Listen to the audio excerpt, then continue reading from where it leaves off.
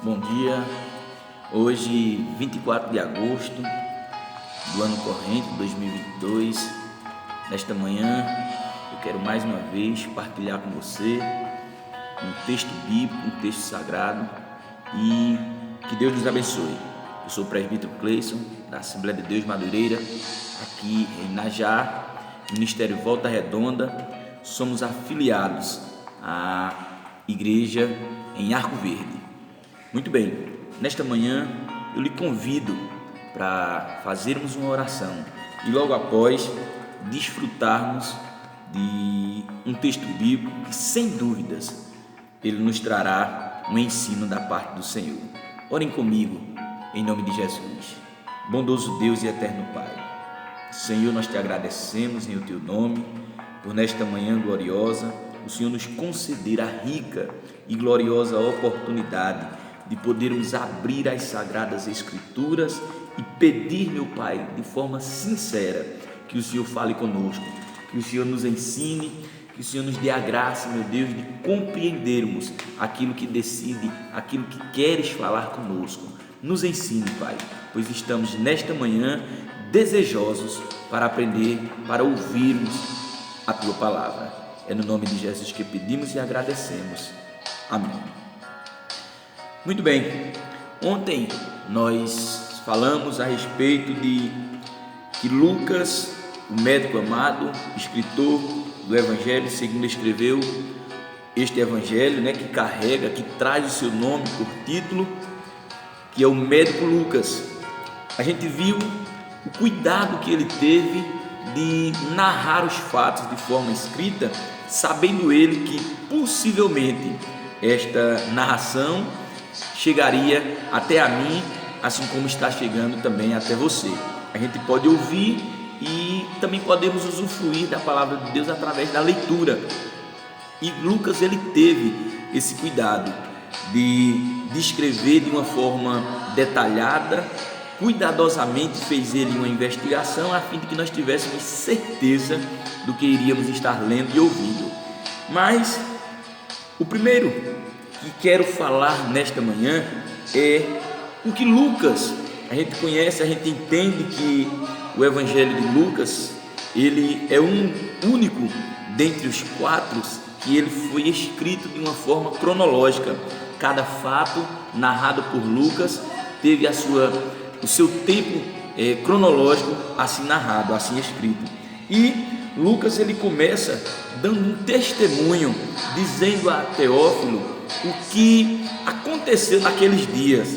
E ele, no versículo 5 do capítulo 1, nós iremos dar uma sequência no decorrer de todo o Evangelho de Lucas.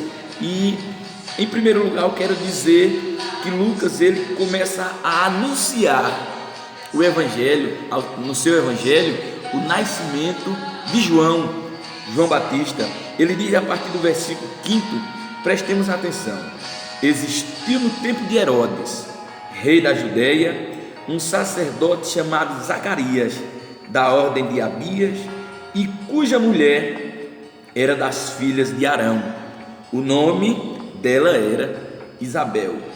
Eram ambos justos perante Deus, vivendo irrepreensivelmente em todos os mandamentos e preceitos do Senhor. E não tinham filhos, porque Isabel era estéril e ambos eram avançados em idade. Até o versículo de número 7 a gente já tem texto suficiente para aprendermos e termos exemplo do que nós precisamos para esta manhã. A Bíblia diz, como falamos ontem, Lucas, ele teve cuidado em pesquisar, em averiguar os fatos, em fazer uma investigação para que não nos trouxesse uma informação equivocada, uma informação que nos deixasse dúvidas a respeito do que de fato tinha acontecido. Por isso é que você percebe que Lucas diz assim: olha, o tempo em que este episódio aconteceu, que este fato aconteceu, foi no período em que teve um rei por nome de Herodes. Então Lucas, ele teve o cuidado de, antes de dizer o que aconteceu, ele disse: olha, quem reinava neste período, neste lugar, na Judéia, era um homem por nome de Herodes. Aí a Bíblia diz que havia naquele lugar, naquela região, um sacerdote chamado Zacarias. Eles têm o cuidado de saber como se chamava o sacerdote, a ordem que aquele sacerdote pertencia, que era a ordem de Abias. A Bíblia diz que Lucas teve o cuidado de, na sua investigação, descobrir quem era a esposa desse sacerdote, por nome de Zacarias, e ainda diz o nome dela, que era Isabel. A Bíblia diz que João, ao descobrir esta família, seus nomes, a época em que eles viveram, a Bíblia diz que Lucas descobre algo que acontece na vida particular deste casal, desta família. Diz que eles eram avançados em idade e, devido a este avanço, a Bíblia diz que eles não poderiam ter filho. Porém, irmãos, a Bíblia faz questão de nos dizer, através dos escritos, segundo escreve Lucas, que eles eram justos perante Deus e eles tinham uma prática de vida que era, no meu ponto de vista, praticamente muito difícil. Eu não vou dizer impossível, mas eu vou dizer que é muito difícil algum dentre nós, dentre a nossa sociedade, recebermos tais qualidades como recebeu, e isto é verídico, está na Bíblia, eu creio e você precisa crer também. Este homem, por nome de Zacarias, ele recebeu tais qualidades que praticamente é impossível qualquer outro cidadão aqui da terra receber. A Bíblia diz que eles eram irrepreensíveis. Pessoas deveriam olhar para ele e buscar ou procurar algo que, se porventura fosse uma falha, um defeito no caráter, um defeito humano, e eles não encontravam, porque eles eram irrepreensíveis. Só que Lucas tem um cuidado, irmãos, de descrever este fato, este episódio, de uma forma, como ele próprio disse, detalhada. Eles não eram simplesmente irrepreensíveis perante a sociedade, perante os povos. Eles eram irrepreensíveis. No versículo 6 nos diz estas palavras: ambos justos perante Deus, vivendo irrepreensível em todos os mandamentos e preceitos do Senhor. Fico eu aqui a imaginar como é uma pessoa ser irrepreensível perante Deus, perante o Senhor. Ambos, diz a Bíblia, perante Deus e perante aquela sociedade em que eles viviam, de forma que ninguém poderia corrigi-los, ninguém teria motivos, ninguém teria algo assim para apontar, para acusar tanto Isabel como Zacarias, o seu esposo. A Bíblia diz ambos, os dois, eles viviam de uma maneira tão abençoada, tão em submissão ao querer e à vontade de Deus, que ninguém teria como olhar para eles e descrever algo que eles precisassem melhorar, corrigir, porque eles eram irrepreensíveis. Coisa gloriosa.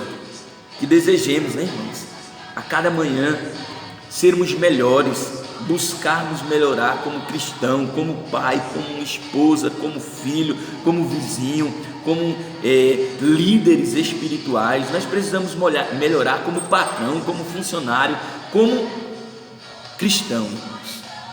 A cada manhã nós precisamos ter isto em mente. Precisamos melhorar a ponto de nos tornarmos irrepreensíveis. A Bíblia diz que eles, mesmo tendo uma vida tão digna e justa, ambos perante Deus, eles tinham algo que precisavam, irmãos. Precisava de algo da parte de Deus. O versículo de número 7, eles dizem assim: e não tinham filhos, porque Isabel era estéril e ambos eram avançados em idade. Irmãos, eu quero que nesta manhã, depois de fazermos esta leitura da palavra do nosso Deus, depois de possivelmente Ele ter aberto algo ao nosso entendimento, como pretendo ser sucinto naquilo que tenho a dizer nesta manhã, tenho entendido que, por mais que sejamos fiéis, por mais que sejamos dedicados a fazer o querer, a fazer a vontade de Deus, mas eu acredito no que estou lendo, E o que eu estou lendo simplesmente está a me dizer que por mais que eu seja irrepreensível diante de Deus, diante da sociedade, eu nunca vou estar completo, eu nunca vou ser pleno, eu nunca vou ser perfeito, eu nunca vou ser o todo. Sempre vai me faltar algo. E Deus, Ele fez questão, quero eu entender que Deus fez questão de conservar a vida de Isabel, conservar a vida de Zacarias, simplesmente para que houvesse um desfazer de uma crença que eles tinham. Afinal de contas, de fato, ser pai, ser mãe é uma bênção. Você vê a sua prole, você vê seus filhos, você vê a sua descendência, dar continuidade à sua família, isso é uma bênção da parte de Deus. Mas perante a sociedade judaica, não ter filho era algo de maldição, era algo de como se o fato de as pessoas não poderem gerar, não serem inférteis na verdade, quando eles eram, era como se eles tivessem em pecado, como se eles tivessem errado, como se eles tivessem feito algo que aborrecesse, desagradasse, que ofendesse a santidade do Senhor. Mas não é assim, não é assim. A gente está vendo aqui de uma forma muito clara que mesmo sendo justo, mesmo sendo reto, mesmo sendo honesto, mesmo nós sejamos fiéis a Deus, Deus pode sim permitir que haja algo faltando em nossa vida. E creio eu que, como a Bíblia diz em Romanos 8:28, e sabemos que todas as coisas cooperam para o bem daqueles que amam a Deus, creio eu que o objetivo principal de permitir Deus não permitir que Isabel não gerasse até aquela idade, a qual não sei qual é, a Bíblia só diz que ambos eram avançados em idades, poderia ser 70, 75, não sei dizer. Porém, o fato de Deus permitir que ela até aquele presente momento fosse infértil, quero eu acreditar que Deus tinha um motivo, e o motivo era este: mostrar que para Deus tudo tem um tempo determinado, como está escrito em Eclesiastes 3:1. Tudo tem a sua hora, tudo tem o seu momento. Eu acredito que o fato de eu e você, por mais que estejamos precisando de algo, necessitando de algo, buscando, pedindo a Deus, nos consagrando, às vezes até, irmãos, em campanhas, em jejum e oração, e isto porventura não estiver sendo alcançado, também não é motivo de desistirmos. Prestem atenção, ambos eram avançados em idade, e eu quero entender que o fato de Zacarias ainda estar exercendo o seu ofício, exercendo o seu sacerdócio, exercendo o trabalho para Deus, eu quero acreditar que ele não estava abatido o suficiente para desistir daquilo que ele desejava, almejava receber da parte do Senhor. Então, por mais que demore, irmãos, mantenha a sua vida fiel. Por mais que o tempo esteja passando, mantenha-se íntegro diante de Deus. Por mais que os anos se passem, irmãos, é uma coisa interessante. O tempo cronológico do homem, ele é medido por milésimos, centésimos, ele é medido por segundos. Os segundos se unem, formam minutos, os minutos se juntam, formam-se horas, as horas se unem, formam-se dias, os dias se unem, forma-se semana, as semanas se juntam, formam-se meses, os meses se unem, forma-se ano, e aí vai década, tudo no tempo cronológico do homem.